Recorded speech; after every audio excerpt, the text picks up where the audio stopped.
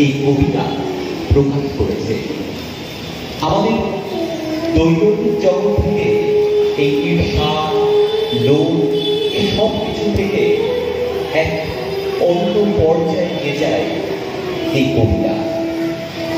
আমাদের আজকের এই নিবেদনে যারা অংশগ্রহণ করছে, আদ্রিতা দাস, প্রতিষ্ঠা বিশ্বাস, দেবদত্ত পাল, ঐশী দাস, ঔষানী দাস, শ্রেয়সী বিশ্বাস, স্বাগতা বাউরিয়া, পাপড়ি দাস, মৃত্যু ঘোষ।